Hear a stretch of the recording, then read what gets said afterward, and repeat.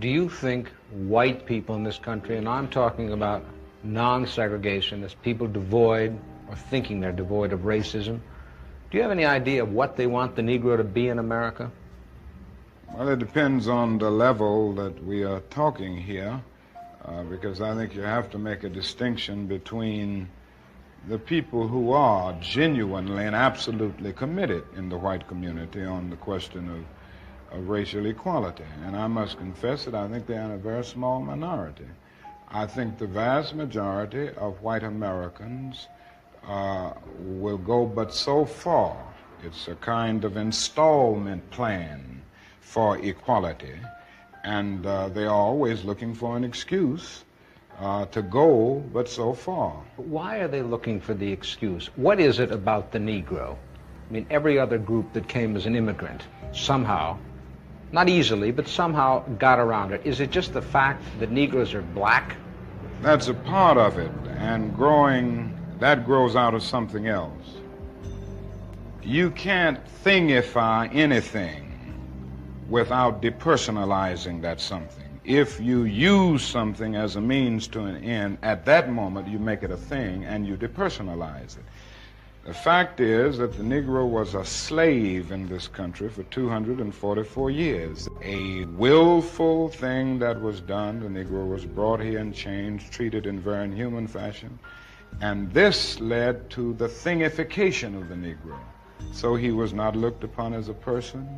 He was not looked upon as a human being with the same status and worth as other human beings.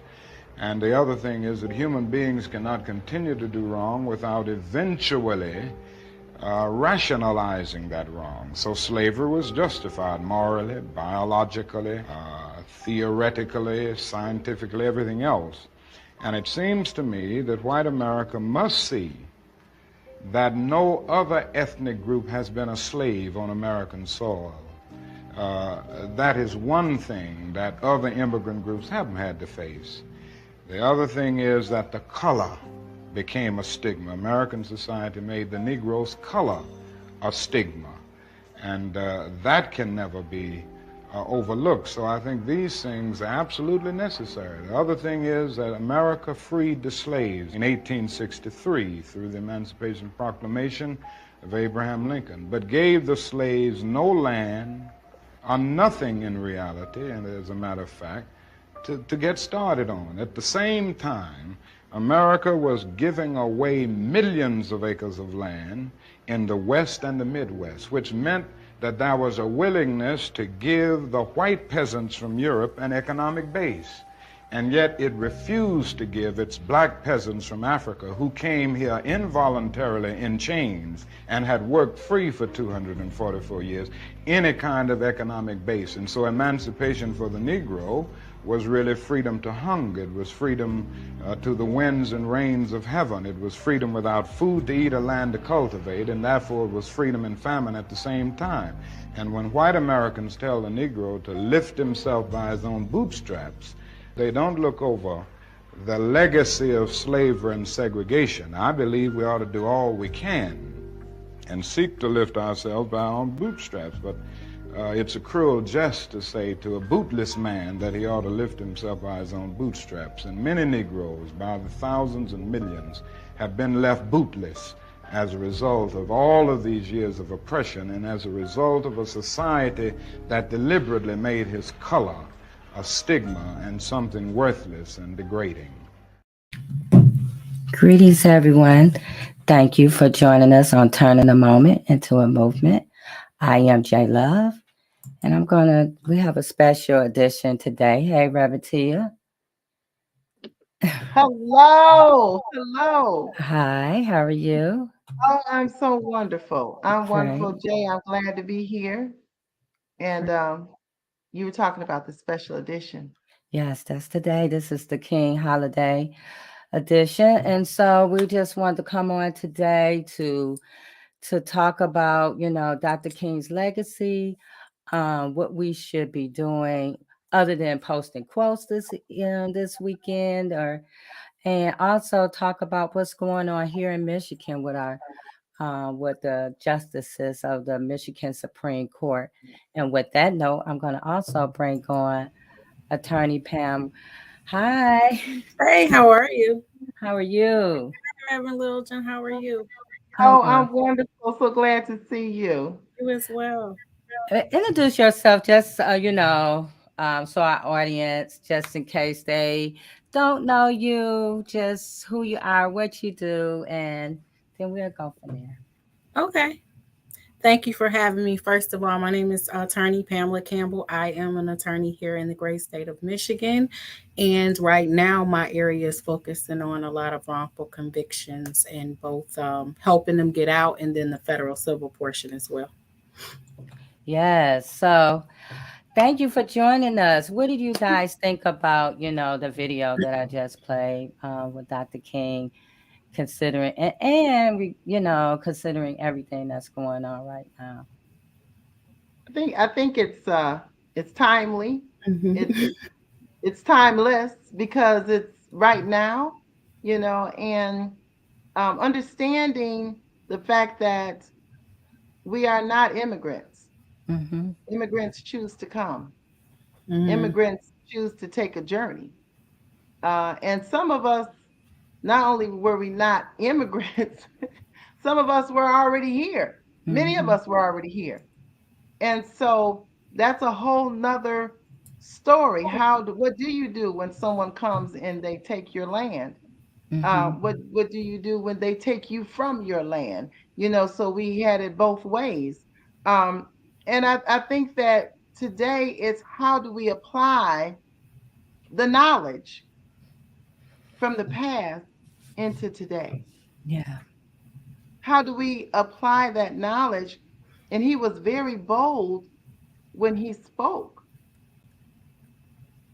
He was very bold when he spoke. And many people were back then. But how do we take that today and apply it? And what do we do today?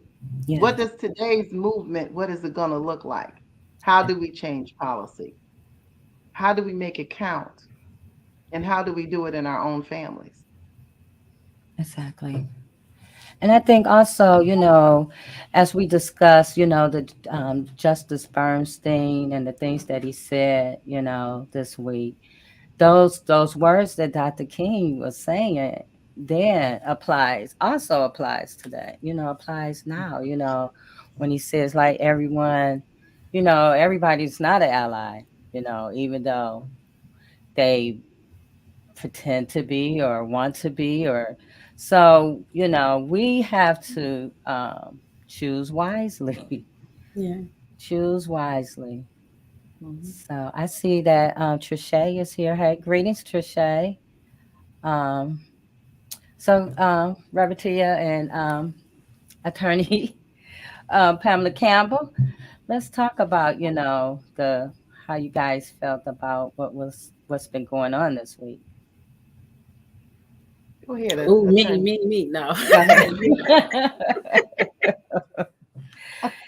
Yes. When I first went with Justice Bernstein, when I first read it, I had to read it more than one time because I just couldn't even believe that you ran with someone in order to make sure that you solidified your spot, and then this same someone, you, out of all the people on the bench, you were the one but prior to this, from a plaintiff standpoint civilly, I think that his opinions have been decent. I think that he's had some decent opinions. I'm not going to take that away from him, but it seems to your real feelings tend to come up. And in the legal realm, like I went to school with people that had records and they're currently practicing. There are a lot of attorneys that have records, and this, Justice Bernstein. So why would you call this person out knowing that as long as, even your fellow brother counsels and sister counsels, that some of them have records and they've had a second chance. And in fact, your father is a part on a disciplinary board who usually goes for allowing people to get their license reinstated. So I'm not understanding where he was. I mean, it just can't. And then to come back, after it was an uproar, then all of a sudden you want to apologize. Nobody's looking at your apology. Like, no, you show who you really were. And I applaud all of the people that came forward and the organizations that had letters, and they let them know, like, no, we're not standing for this. Now, on the flip side, I did have a problem. I'm going to be perfectly honest. It may be an unpopular opinion, but I did have a problem. And I think I told Jay Love this. I did not like the way it seemed that Bolden just folded like that. I really had an issue with that because I understand that Governor Whitmer is putting black people on first blacks, you know, black person for this and black on the bench. She did it in Macomb County, and she's obviously done it to the Supreme Court. But your statement could have been, well, I respect his decision, but the door is open for you to come and still work here if you want to. That's how I felt like the statement should have went, because you have a power now being in the Supreme Court to make laws. And now you're concerning me that if you're faced with a real tough decision and you got people coming at you, and this was one justice coming at you, that you're going to somewhat fold. So that bothered me as an attorney, because you're going to have to, like, if we don't have statutory law, then it turns into case law. So our Supreme Court, that law becomes precedent in a lot of our cases. So if you have your colleagues that say, oh no, we don't want to give them discovery, which is something I'm dealing with now on an incarcerated person. We don't want to give you discovery because we feel like you should have got that back in the day. That's not new evidence. You're not going to have the boldness to say no, but as a prosecutor, you have an obligation, an ethical obligation, to make sure that if there's anything that's exculpatory, you need to make sure that these people that's incarcerated, you're supposed to make sure that the guilty don't escape, but you also have to make sure that the innocent aren't wrongfully incarcerated as well. So I need you to be able to stand up regardless. Even if you do a dissent, your dissent may later become the main opinion later on, which happens a lot.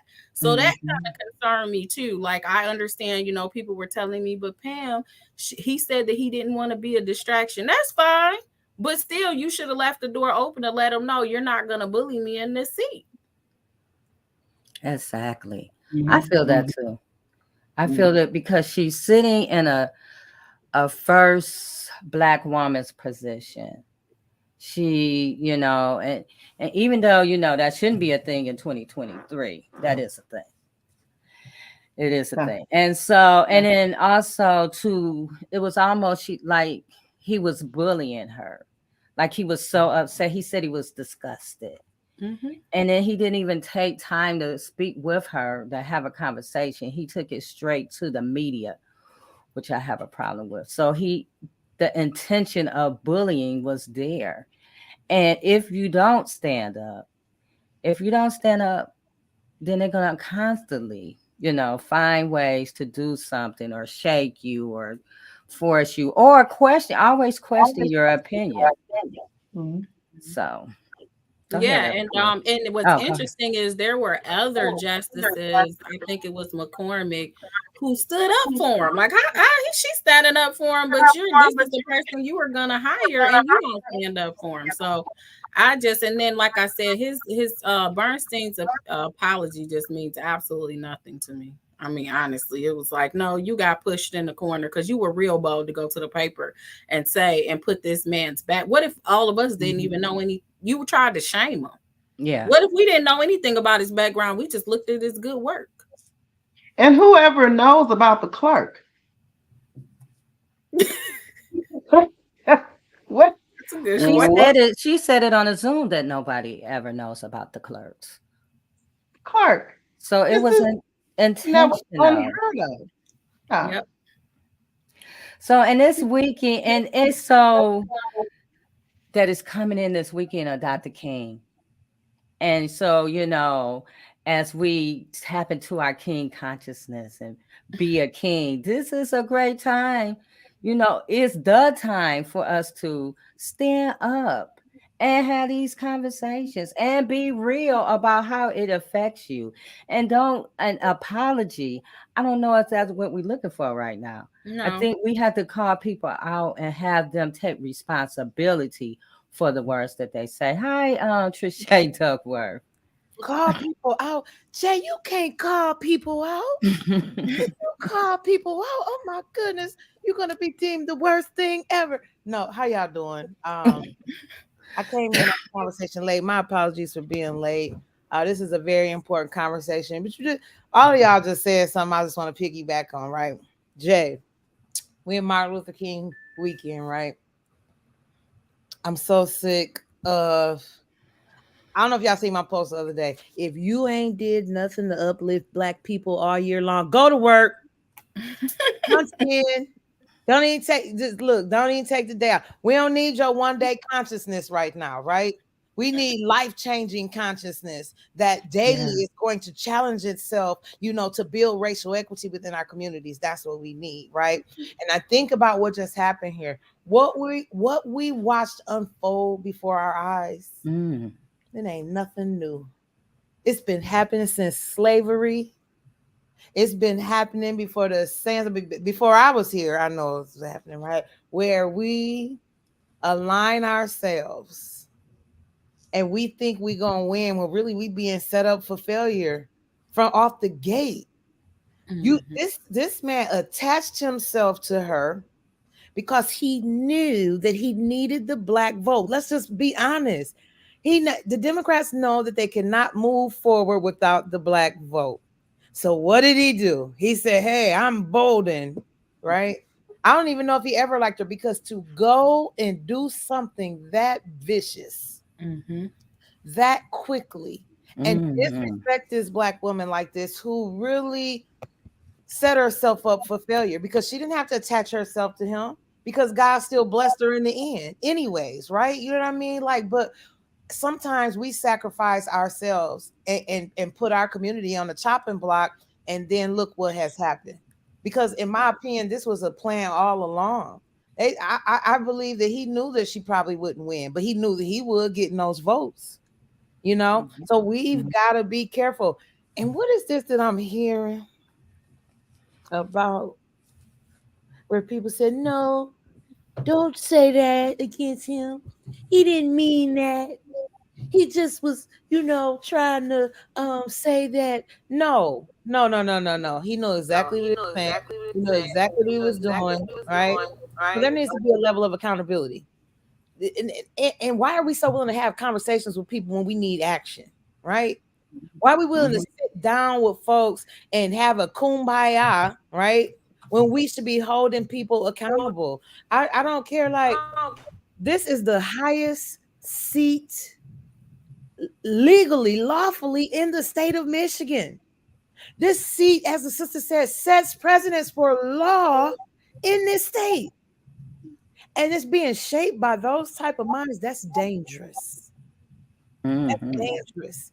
We all should have been standing in concert demanding resignations, but nope. What happened? Well, I think that we should just have a meeting. I think that we should just come together. We got to stand and look. As a matter of fact, I had somebody come on my page, bless her heart, and she said, I don't think you got all the facts.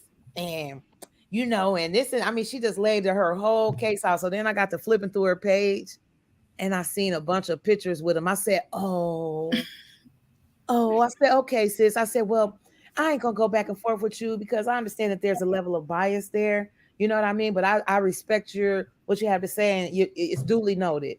But you already off the rip singing his praises, and people not being willing to hold him accountable. So for Dr. King weekend, while we shall overcome, and while we lift every voice, while we singing all that stuff, we got to remember the number one thing that we need right now is accountability. Accountability. And that is across the board. First, we must hold ourselves accountable, because this has gotten like this because we have dropped the ball. And then after we hold ourselves accountable and get back to the table, then we can begin to hold those accountable that are in these seats trying to make decisions for us without us. Yes. And you know what? While we're doing that is knowing the tactics of separation that is used constantly, whether it's in the media or within any system. There is a tactical effort to separate. And when he said, I'm no longer going to talk to her, I'm not going to communicate with her, he's already setting a divide within a court, a high court, the highest court. But he knows that he can. That's what my problem is with these random picks that it seems like that happens. Like it's almost, I'm starting to feel like, yeah, we're going to put the black person on the bench, but it's really because they can almost be puppeted. It's not really that they're going to really make a dent, but we can say we have diversity on the bench. Mm-hmm. There's no real thought process like behind.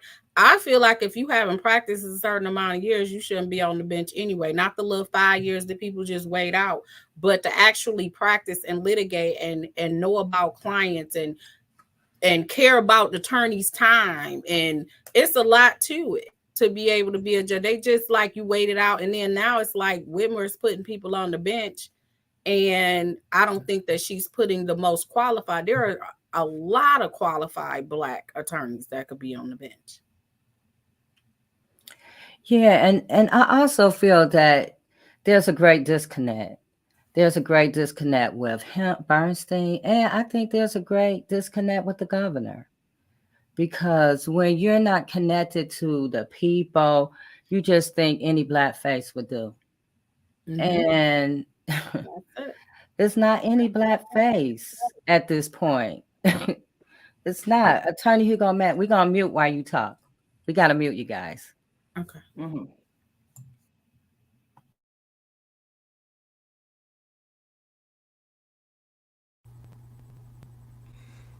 Well, can you hear me? Okay, everybody nodding their head. I need to hear a voice because I want to be sure Yes, Attorney Matt, we hear you. Okay, Trische. Okay.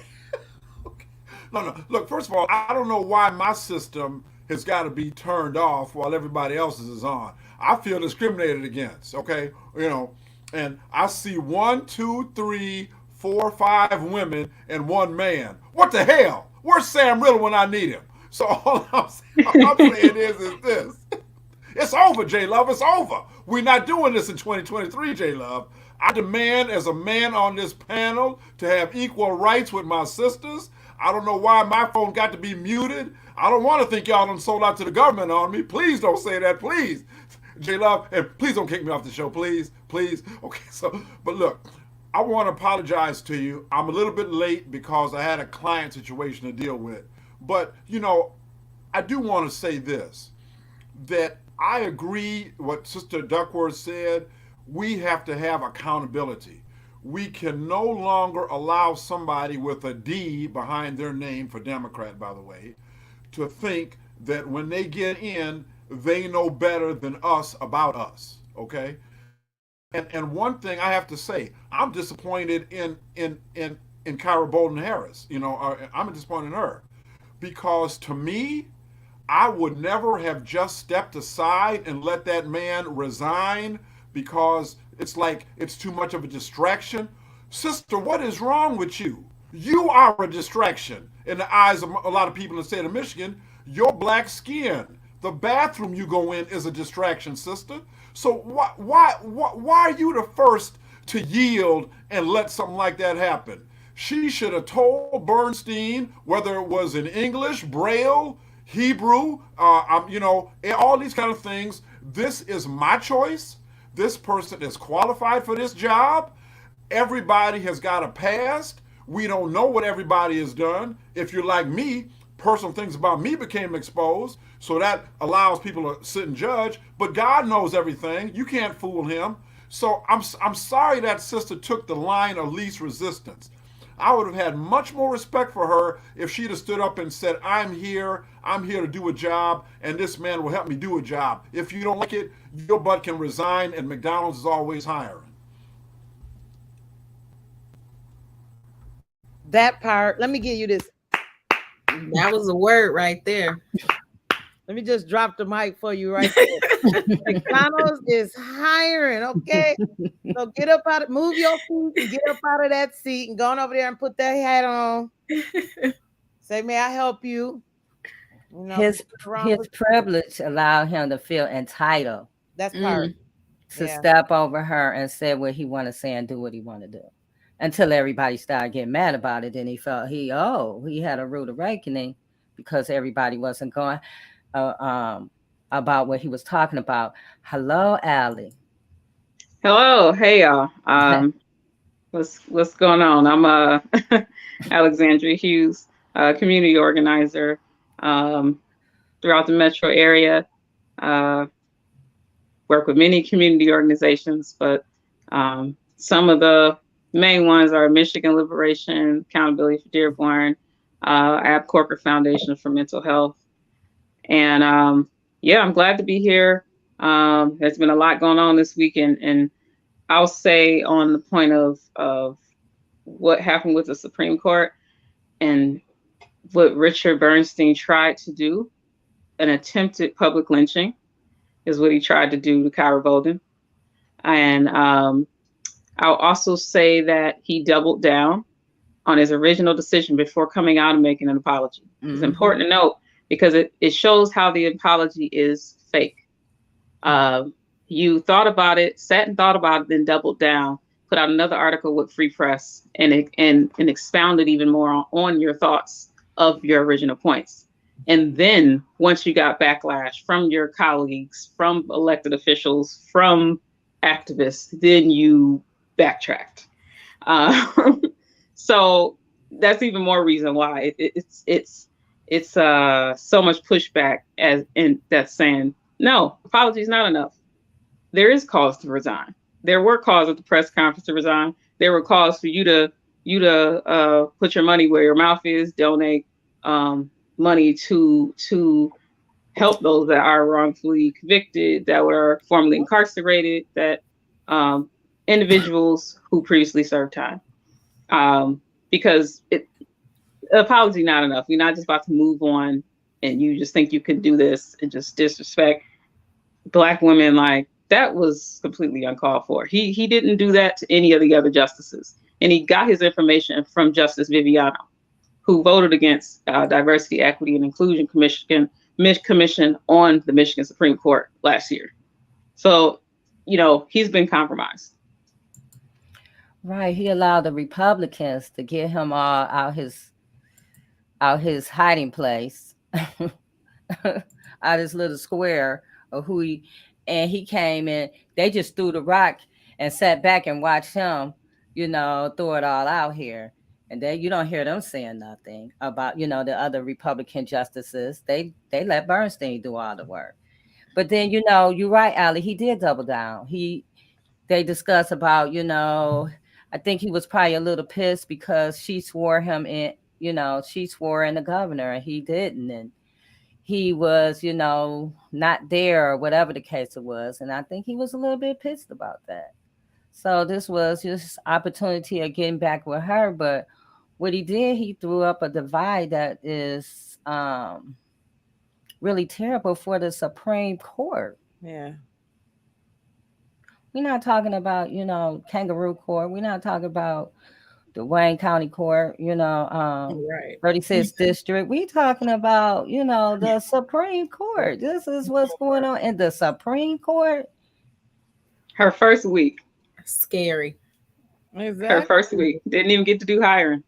Didn't finish that. And we don't know who Bernstein has as his clerks. We don't know. No clue. No, it could be his niece. We don't know. We don't know anything. Now, I'd be willing to bet that person is probably a Bernstein, but I'm just saying though. I don't know, but I'd be willing to bet. But what I want to point out is, I'm all down for the activism. Let's call him out. But what I believe really happened, because just like you said, Allie, he came back out and Jay, he said, I said what I said. Mm-hmm. That's what that second article was, him saying, I said what I said. Mm-hmm. And he got that phone call from his daddy, allegedly. Like, boy, you messing with my money now. Right. Well, my money, you better put an apology out here. I don't care nothing about this Supreme Court stuff. You better stop messing with my money. Yeah, because people said they'll call Sam. I seen those posts. What? What? So you messing with a long foundation of generational wealth that's been passed down through that family, son. So you better get up here and make an apology and try to make it right. So no, you don't go from being disgusted with somebody. You don't go from saying what he said about Pete Martell, bless his heart, talk about I don't want to cause no trouble. I'm gonna just leave Pete. God bless you. Know I love you, sir. But at the end of the day, this is much bigger than you. If you're Yeah. watching, if anybody Yeah. watching that knows Pete, I tried to email him. He won't call me back. Pete, this is much bigger than you. Kyra, this is much bigger than you. Okay. We got to stop trying to build individual power and know that as we move, building collective power, that we cannot compromise ourselves. And that's what we keep doing over and over again. We keep compromising ourselves, getting in these seats, and then the collective gets scraps. Nah, we tired of scraps. We tired of being compromised. We need people that are going to stand. Yes, and that's it right there, Trische, because I think what we did notice, now there's some things that we need to look at, that as soon as we came together, and Allie, I want you to talk about, wasn't able to be at the meeting today, but I want to hear what are the next steps, because we did act collectively. There were activists all over Michigan who came together and said, oh no, something has to be done now. Now, it may not have been done exactly how we wanted, because I'm not into the apologies. I'm looking at the action. The other thing I need us to understand is how the idea or the consciousness in this world is always trying to have a one-up on somebody. And if you are thriving in that kind of consciousness, that's what's at play right here. Always trying to have a one-up. Well, I'm really better than her. I'm supposed to be the one. And so he needed to outshine her in that moment where she was getting more recognition and all the concentration was on her. So this was a consciousness. This was embedded in his mind. The thought process is what we need to look at. We need to change. We need to say to our own selves, how do we do a one-up on each other sometimes? We need to stop it. And we need to come together and make change. As we came together, change happened. Now, I don't know how much further, because if he was able to say that and his constituents didn't say anything, his colleagues, then we have that mindset right there at the Supreme Court level. Attorney Matt, we're going to mute first. And then you come on. First of all, I agree with what Tia said and what Trische and everybody else said. But you have to remember now, Kyra Bolden was appointed. She was not elected.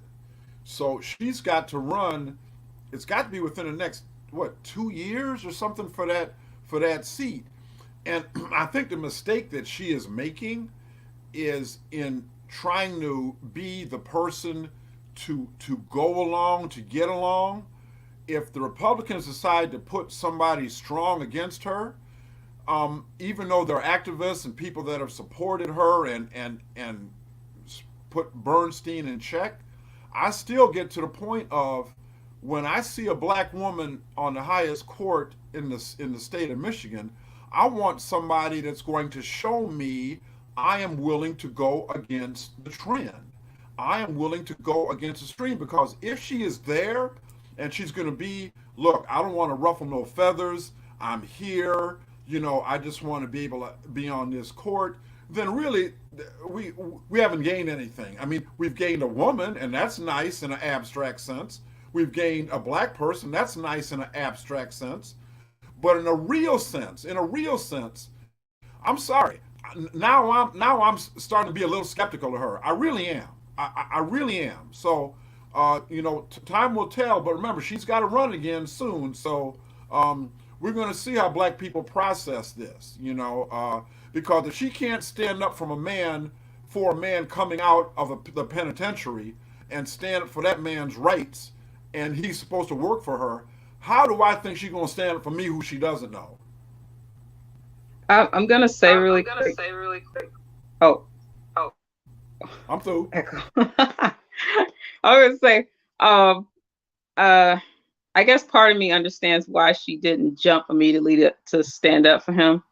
Only because the media outlets focused on Pete and on Bernstein. So they were giving the attention already to them. and nobody was paying attention to the fact that he disrespected a Black woman on her first week of work, the first one to be in the court. And I can say personally, I understand why she would be hesitant or more like not as quick to respond, I guess, because of that, because all the media was looking at Bernstein's comments, looking at Pete and his harm, looking at, which again is two white men. It is two white men. And they didn't say anything about how he painted the whole law enforcement against her. And she has to run for election again. So he knows what he's doing, because we know what that does. And what it can do, I guess. But like, I guess from that aspect, I can kind of get why she would be not so immediate, like to just respond. But a response is still good to have, so we know her thoughts. But yeah. Yeah, I respectfully disagree with that. Yeah, me too. So, Allie, she did give a statement, but it was okay. I'm just gonna accept it, and I'm gonna respect that he's with. I'm saying in that moment, she could have said, I respect what he's saying, but the door is always open. If he wants the job, I'm not going to fill it till I know for sure this isn't something that he wants. What you're not going to do is bully me and tell me exactly who I'm going to have. That I I agree. Best with me. That's what I'm talking about. I'm not talking about like doing a press conference or a statement. Yeah, when she did her statement, I feel like she should have left that and let people know that, hey, this is if he wants to step aside, but it's not because I'm helping him. Because really what she did was co-signed because it was easier. Like she bowed out because it was easier for her to do, to try to get this out of the media and to just get the attention off of her, which is scary, especially for us lawyers that have to go to that Supreme Court and we try to change laws and we try to, our job is to try to interpret it in a way that helps our clients. And we got somebody that looks like they'll just bow down as soon as somebody gives them pressure. That's what concerns me just as an attorney. It concerns me not just with her. I think a lot of the appointments that Gretchen Whitmer, Governor Whitmer has made has just been a little for me. Yeah, also, I was going to say, what if that's your client? You know, what if they made it, Attorney Bernstein made it a point to say, you know, what he said about Pete Martell, because he wanted to make it look like she was anti-police and he's for the police. You know, he made it the first time and he made it the second time. Now, in his apology, he said, well, I shouldn't have been in your court, you know, so he knew exactly what he was doing. It was very intentional. His words was violent. I think his words was violent, especially when he said, I'm not talking to her. But what about us attorneys, though, J Love, who sue the police department all the time? Like, right. I sue DPD all the time. I sue the police all the time. Like, they know my name. So how do you reconcile that with us attorneys? Is that considered we're anti-police because we hold them accountable when they've used excessive force or wrongfully convicted someone or wrongfully arrested them, or a Monell claim because the department is just that jacked? I mean, like, how are you really, like, what are you saying? Because there's a lot of attorneys that's what their base practice is. Yeah. Yeah. I think for me, what it about boils down to is people that are building individual power and people that understand collective power. When you understand individual power, collective power, you move different. Because at the end of the day, you sit in that seat, you understand the decisions you make aren't about you. They represent your people. They represent you. And you, now you got the limelight on you and you're not standing. You're not standing when we need you to stand most. To me, if you ain't standing when we need you to stand most, you ain't gonna stand. You're going to always compromise, and you will always put our head on the chopping block just so you can keep that seat and do the little good that you can do and throw the collective scraps in the meantime. All of these behaviors are great for an individual because they'll get that seat, they'll get what they're gonna get, and they'll build that power, as much power as they can before they remind you that you're black, because that happens, right? I don't care how high up you go, they're gonna always remind you of who you are. So you may as well know who you are anyways and stand for something. Yeah. And these are laws that we're trying to bring up to date for us. Incarceration was a form of slavery. Like, we're literally trying to, we need people in there to speed things up, because we're already 100 or so years behind when it comes to Black people. Mm-hmm. So this isn't a game to me when it comes to who's on the bench. And I don't think people are taking it seriously enough as far as who is on the bench. And that's like it's a career for them. No, this is, you can change the trajectory of people's lives being on this bench. I was conflicted, like, looking at it, because I was conflicted by this situation, only because it's like, you have people, they're saying equal justice under the law. And I'm thinking, is like, under the law is the law really just for Black people? Look how many people is incarcerated. Look where it's rooted from. Look, there are things that are the same thing as they were 400 years ago. They just transformed. I mean, they just reformed themselves. Like, and so part of me is there. The other part knows the Supreme Court is different from any other court in the state, meaning that they are elected. You know, they make decisions for different courts, you know, reproductive rights, they just had the last decision on. So I know they have a lot of power, and they're way different than the local courts. But what Bernstein did was, it was like, this is how it's working, how it was intended. The system, you know, is working how it was intended. And when you think about it in that way, I see what Bernstein said just aligns with the outcome that they wanted anyway. So, like, you're not supposed to be here. You should be in your place. If you're incarcerated, you're thrown away. You don't get to be redeemed. Is how he's talking. You should be punished and nobody cares about you. Like, that's how he was talking. So it shows like how deeply rooted the ideology is. The bias, and why we really aren't seeing any like major shifts and transformation like that. It shows why we're not seeing it.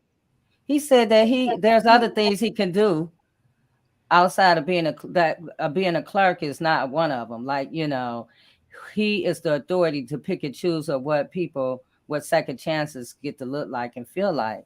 And I'm like, who are you? And then the Supreme Court, and he's there for 8 years. And because they're elected and because they're in these spaces, we are supposed to hold them to a higher standard. We are, because he meant what he said. He meant that. He meant it. That's my problem. He's intensely pro law enforcement. And he's just like, just being like that. That is not good for Black people. That is not going to help us. Your bias. He showed it. He showed us the mindset. Now, what are we going to do? He showed us this is okay. This is what has been okay. In my circle, this is what happens. If you're eating, like my grandmother used to say, what is the saying? If you lay down with dogs, you get up with fleas. You scratch it all over. It is what it is. It's up to us now. What are we going to do? Attorney Mack. Let's mute you guys. Go ahead, Attorney Mack. This is going to be the last week we have this problem. If I have to throw this computer out the window and go to Office Max and get me a new one, this is the last time I'm embarrassed in front of y'all. I mean that, J-Love. I mean that. So I don't know what the problem is. I've had my system checked like 6 times, and they say it's fine. So anyway, I vented about that. Now I can move on. And the thing that really I know I've said this before, but I'm telling y'all, do not be surprised if somebody strong runs against this lady. What is it, 2 years or so where she's got to? Because now, because of Mr. Bernstein, the police have got a target now. They've got a target, okay? Whereas before it was somewhat innocuous because she came from like a civil litigation out of Wayne County sort of a background, but now they've got a target. And let me tell you the genius, if you want to call it, with Bernstein. You all saw the flyers during the campaign where they campaigned together. I got in a little bit late in the conversation, so you probably talked about that. I got 3 flyers with both of their faces on it campaigning together. So what does that do? It sends a message to black folks, Mr. Bernstein is all right. He's all right. He's supporting this black woman for judge. So we can go on and pull the lever for Bernstein, and we can pull the lever for Harris. But the problem is, Bernstein has got his support base already. He tapped into Harris's support base. But the problem is, Harris did not tap into Bernstein's support base. That's the problem right there. And that's classically what has happened to black people running for office with quote-unquote liberal Democrats. Because if Harris had tapped into Bernstein's support base, how come she didn't get as many votes as Bernstein? You see what I'm saying? See what I'm saying? How come she didn't? So what happened is Mr. Bernstein, and I understand all judges are politicians, by the way. Anybody who runs for office to get elected is a politician. Let's not forget that. So Mr. Bernstein did, he had his base, his community, and he got the black folks to go along with him because they got the nod with Miss Bolden there. But he also knew the Republican, is it Sahara, Judge Sahara that was the one on the ballot also? Is that him? Okay. See, I think everybody knew that he's an incumbent. The odds were he's not going to get voted out. He's not going to get voted out. 99% of incumbents get reelected. Yes, they do. Yes, they do. So what I'm saying is, so it really helped Bernstein much more than it helped Harris, because Kyra Bolden, because she was the long shot to begin with. So while Gretchen Whitmer did in fact appoint her, now she's appointed her with a bullseye on her back. And that's thanks to Mr. Bernstein. You notice it wasn't Republicans that said it. It wasn't none of the Republican judges that said it. It was a Democrat that said it. So there we go. That's why it don't matter what. That was the Democratic Party. What Bernstein say in that article? I'm a Democrat, as a reasoning point. Like, oh, I'm don't be mad at me. I'm a Democrat. As if that was going to change our feelings on him and as he progressed to call Kyra Bolden disgusting. It's reason why we have to look into these candidates. We have to know who we're voting for. We have to keep our head on a swivel, as my mom would say, always, because you never know whether these people are going to flip what they really believe, if they really believe it because it's true to their values and who they are, or if they just believe in it for some connections and money and power, until it doesn't agree with that anymore, and then they'll flip. Mm-hmm. Right. Now I ain't no Bible thumper, right?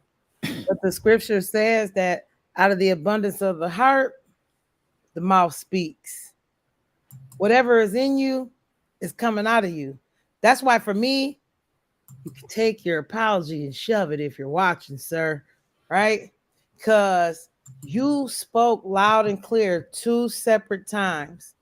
The second time you came back very disrespectfully and said, I said what I said. That mindset never changed. We've got to stop being willing to forgive things, right? That not the person, right? But the actions. You can forgive it, but you've got to hold it accountable. Because if you don't, you're teaching a lesson. You're perpetuating a long lesson that we ain't going to do nothing and we ain't going to stand when somebody do something to us. We're going to cower down. We're going to fight.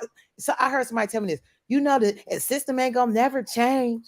We just going to have to find a way around it. There's no way around it. There's no way under it. There's no way around. There is no way. We have got to stand together, right? Because I think that's the problem. That's what we just seen here. I didn't make it to the meeting, but I got all kind of calls about the meeting. And some folks wanted to have a kumbaya. Some folks wanted to forgive. Some folks wanted to put his head on the chopping block. Not literally. Some folks wanted him to resign. Some folks wanted to have a meeting. We are so divided as a people.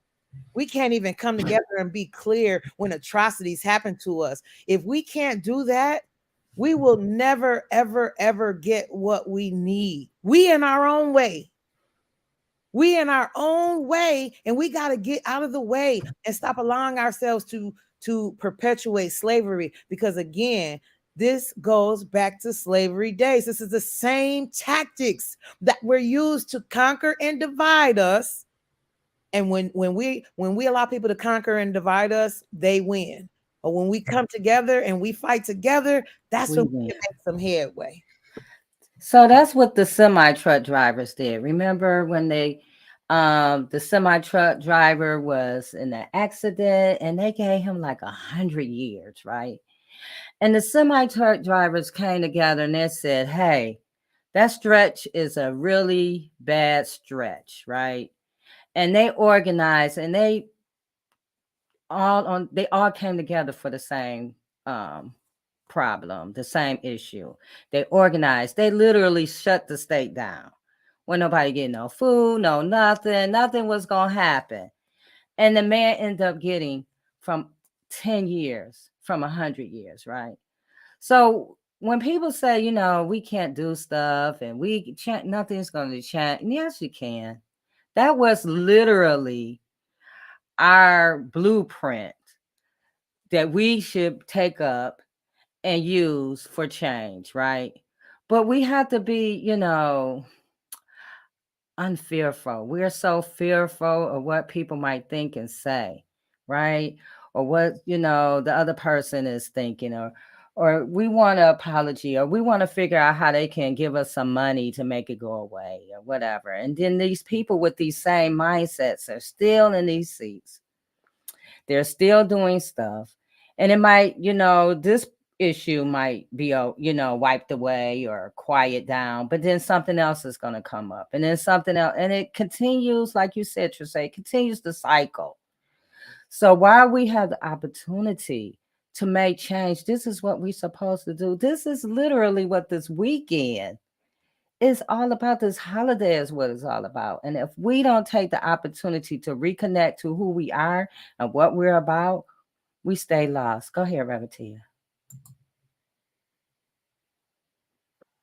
Yeah, you know what? We must not only unite, but we must really look at who are our leaders and are they really humanitarians? Do they really believe in all humanity? And it's beyond the color of skin. It's beyond it. It's because this mindset is woven into people of all colors. And then they show up. But if we don't hold them accountable, and holding them accountable means that just like he said he wasn't going to talk to her, we don't talk to him. It's simple. You know, when you're little, you get it. Children get it. If you're mean to me, we can't be friends. It's a very simple concept. It is psychotic.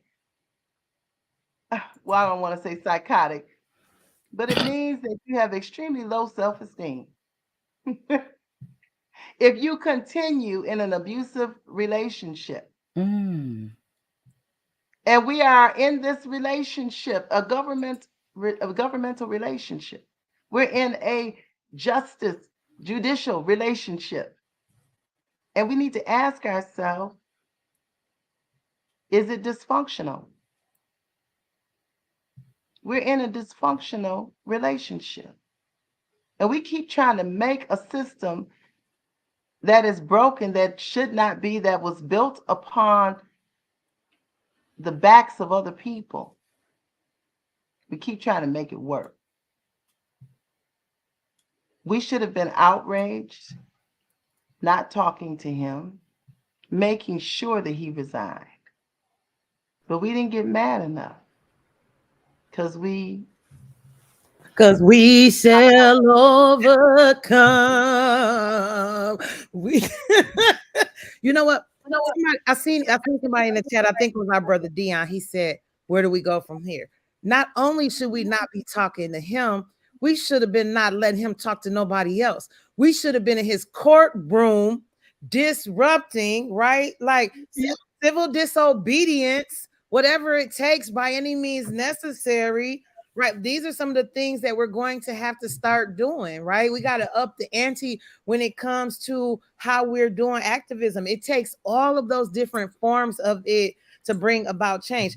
You disrupt his court. Think about it. One person stand up, they push them out. I mean, we could go through this all day. They try to proceed, somebody else stand up and just disrupt. We could go through this all day, right? We have allowed him the opportunity not to do his job. See, when it comes to that type of stuff, the key is providing the nuisance. Right. It's a nuisance that they don't want, and they got to figure out, how do we stop this? We show up and do that every day. They would know that they would have to do something, or else we go keep coming. But so a few things I wanna say, answer to where we go from here, and then something else. Oh yeah, the comment the guy said in the chat. So there isn't another meeting set yet, but when that is available, I will post about it, so I can share that meeting information. Also, setting up a meeting with Justice Bernstein, as well as sharing the list of demands with public, which came from members of the public, and pursuing that list of demands. Yeah, I'll say that's it for now. Some of the demands do go to the governor. So some of them are addressed to the governor and to other elected officials that are state elected officials. Because if they we need more people about action and not just mouthpieces, because there's a lot of elected officials who are talking about the issue against Bernstein, but you can use your actions to stop this from ever happening again, which is why some of the demands include stuff that they need to do and stuff that women need to do. But yeah, so I'll also say too, we got to get unified. I'm gonna put it like that. There's a lot of people who talk, and there's not enough people boots on the ground. There's a lot of women in these circles, and I have to call it out. I'm sorry. There's a lot of women in these circles, not enough men and non-binary individuals. I want to see all of that represented, because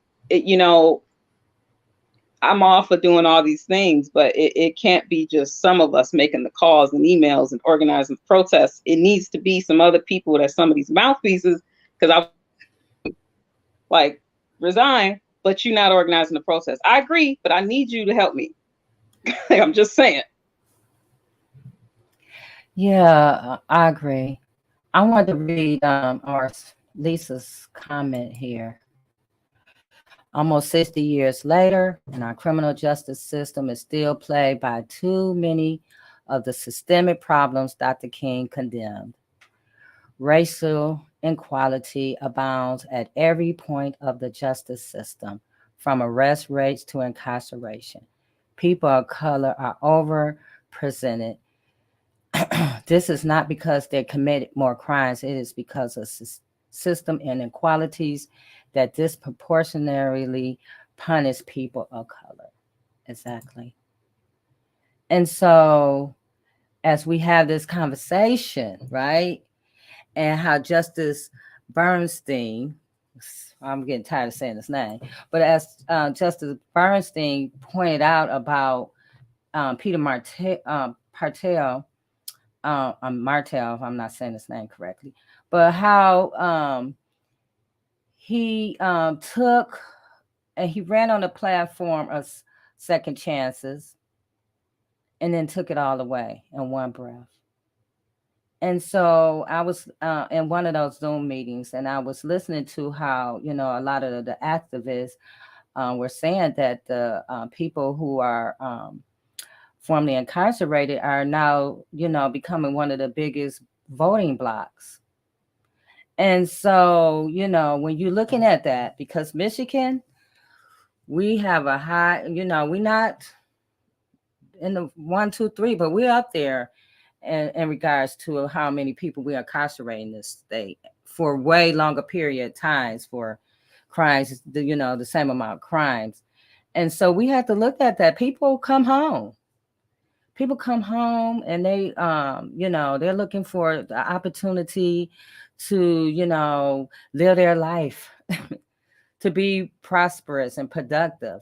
And when you have Supreme Court justices sitting in these positions for 8 years with this type of mindset, it's very hurtful to not only them, but to the rest of the community. It's hurtful to all of us. And we have to, come together and look at that, what's being said, how it's being said, who is saying it. We have to be more responsible with our, not as we call them out, because they need to be responsible with their words. We need to be responsible at who we vote for. Was said earlier, we have to stop with this name recognition, because we've been calling Sam for years. So everybody know the name Bernstein is, when you see that name, you automatically know who it is. And so because Sam, we see him, he's up in age now. So people in Detroit love Sam, slip and falls. So, dog bites, all of that. So we have to just do our homework, not just because of somebody past behavior or, other lawsuits that we won or whatever the case is, and be honest with ourselves about who we looking at, who is going to represent us. Attorney Pamela Campbell, do you have something to add? I would just add that we have to stop getting comfortable. I think that we start riding the wave where we're okay, and then every time that happens, then we get a Bernstein to remind us stop being so comfortable. And that's pretty much what just happened. And the legal system is very important. And Bernstein does know that incarcerated, those that are wrongfully incarcerated and come out, they stick together. We all pretty much know all the ones because they'll show up. Now they show up for each other. They're unified. They have a commonality that none of us can never understand what they went through. So they lean on each other. And then you have those that were, incarcerated that may have come out and they're coming out and they want to, second chance. They've done their time and they're trying to live their life. That voting base is very, very important. And it's important because you have so much gerrymandering where now, like, they try to make it where wherever they're incarcerated is where they reside so that they can take away, especially from Detroit, and put it in all these different places. So now those little cities can get their votes. That's how important it is. That gerrymander is a very serious problem that we have in the city of Detroit. So I really believe that we need to unity is absolutely important. And just like I said, getting comfortable. Like we cannot afford to get comfortable. We're too many years behind. We're not too different than what King was even talking about. Right. 60 years later, we're still having these conversations. 60 years. We're still here. Yeah. Attorney Mack, go ahead. We're mute. Okay. I'm sorry, but I've got to get back to Justice Bolden. I'm sorry. Nat Turner was killed primarily because the house Negroes told them where he was, okay? They were comfortable in their enslavement and viewed him as the other, okay? And all I'm trying to say is, colleagues, what has Justice Bolden learned from this? Now, all of y'all, us, standing up for her as a black woman, as we should, as a person that was disrespected, as she was, a taint on black people, as it was. But I'm telling you, I need to see this woman stand up. I do. Because all that shows me, if she's quiet, then that means she's become an institutionalist. In other words, it's more important to maintain the institution of the Michigan Supreme Court than it is to stand up for justice, okay? And so I'm increasingly more concerned. I heard what our colleague Alexandra said about, you know, maybe she didn't want to make a comment right now, but she got to say something. She got to say something because I don't know if we should put ourselves on the line to protect and defend her when she is sitting back being mute and we're the frontline people taking them shots, figuratively. Okay, so you know, correct me if I'm wrong, please.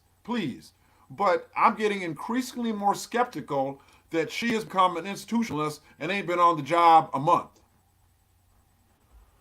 She was a part of the machine before this even happened. Obviously, you don't just switch like that, right? You know, when you're a part of the machine, when you get in these seats, you do what the machine says do, or you know that you'll lose in the end, right? And so, you know, for me, it's that we've got to really, as we mobilize and move forward, we've got to start grooming our own folks. Like the sister said here, you know how many amazing attorneys who really stand, and I think Deidre said it best in the chat, we need a pit bull. When it comes to a lawyer, if you ain't on that pit bull, I got a pit bull, right? He you know, well, he's a puppy, so he ain't that vicious yet, right? But you know, we need folks who are going to stand in that seat, especially representing some of the things that we need.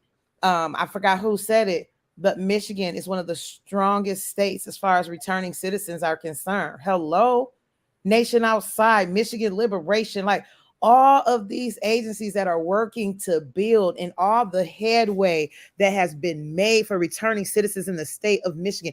That was a disrespect to the entire movement of building for returning citizens. It was a disrespect. So that's why I'm saying with Mr. Martell and with Justice Bolden, it's so much bigger than them.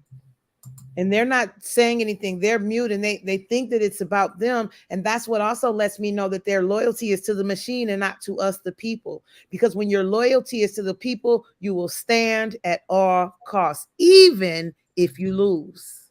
Mm-hmm. Go ahead, Rabatia. Yeah, I was pointing because I'm like, yes, because you know what the thing is, I set it over to the side here is that a lot of times people get in certain positions and they're so used to grinning and bearing it and taking it. And because we were taught, people were taught that's how you make it. That's how you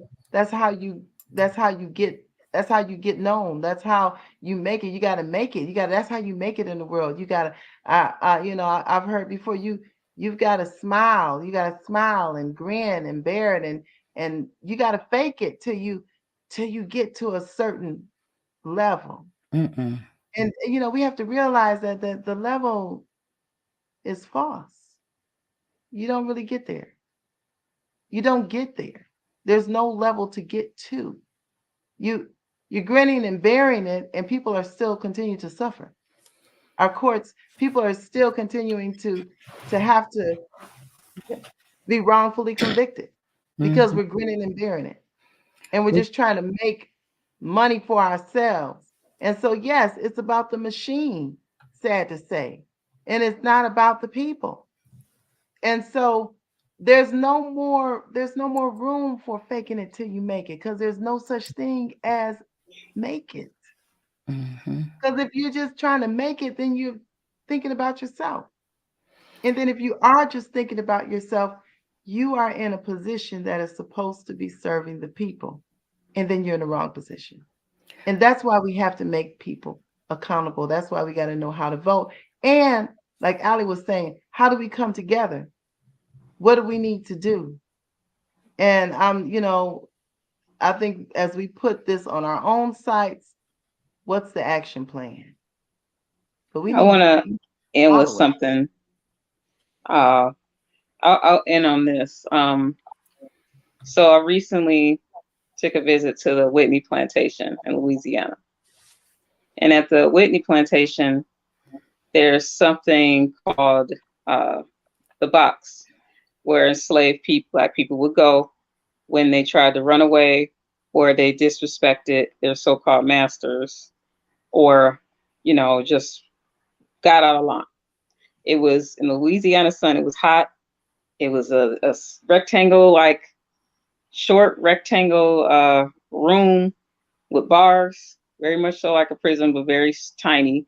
And they had to sit or stand in there in a hot sun, Louisiana sun, all day. That was the punishment. And they were secured, locked in there. Couldn't come out. That, and you have that. And in prisons today, you have something called solitary confinement. And slang for solitary confinement is the hole. And the hole, so what I'm saying is the hole used to be the box. It is still the box, and it is still impacting the same people. You still see government data shows Black people are most impacted by incarceration as of 2022. You can see that on the Federal Bureau of Prisons website. It shows you right there. So I mention that because I want us all to think about whether or not we're focusing on the right cause, whether or not how we're going about it is correct. Are we going about it in a reformist fashion where we are just changing the shape of something that already exists and keeping all its elements? Or are we trying to transform it into something that has elements of compassion, healing, and accountability versus punishment and throwing someone away? Ali, I have to agree with you. And we still had the box in 2023. We just had someone in Alabama. They literally cooked them to death in an Alabama prison. So when Reverend Tia talks about, we can't fake it. No, we can't fake it. We can't shuck and jive no more. The cost is too great. What's going on now? We have to be able to stand up. We have to be able to come together. We have to be a king. We have to have a king mindset and a king consciousness in order to make change happen today, tomorrow, for our children of tomorrow. It's just not about us right now. It is for tomorrow. We can't wait. We don't have another 244 years. That's when King was talking 60 years ago. He, in the video I played earlier when we first came on, he was 244 years ago. So we don't have another 300 years to shuck and jive and have meetings and accept apology. We need people who are going to stand up and to make change, because change is necessary, right? And we can't be afraid. It's okay to stand up for what's right every day. It's a lifestyle. It's it's not just a one-time thing. It's a lifestyle. And on that note, Trische, do you have something to leave us with? You good? Just one thing. Okay, go ahead.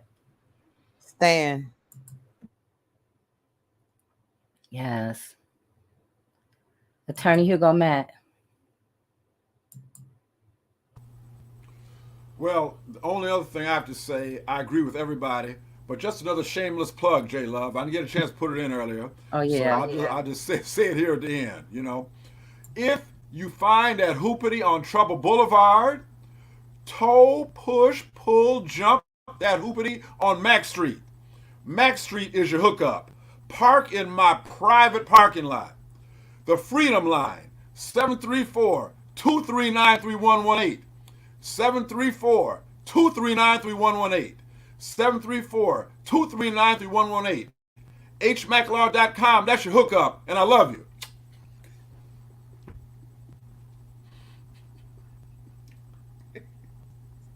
Oh, I'm sorry.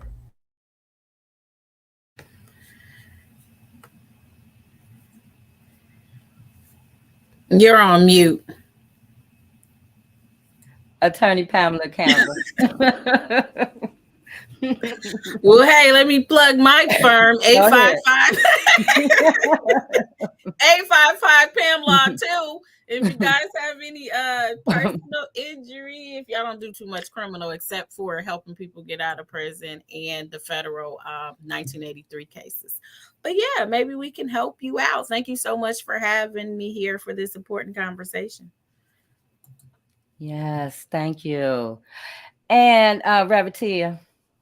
Well, since we're doing plugs, let me see. TheChoiceZone.com.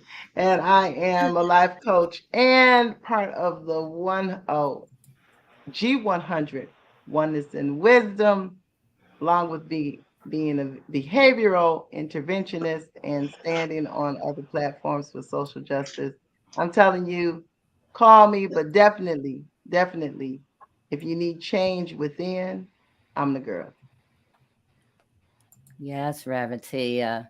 So we just want to remind everybody, this is the weekend to tap into Dr. King and be a king, not for just a day, not for, even this weekend, but for 2023. We're not doing this year. We're going to make change, and we're going to start off by being a king.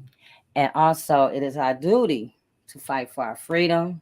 It's our duty to win. We must love and support each other because we have nothing to lose but our chains. I want to thank you guys for joining us. I didn't even say Happy New Year. This is our first show for the new year. Happy New Year, and we'll see you next week. We have some really great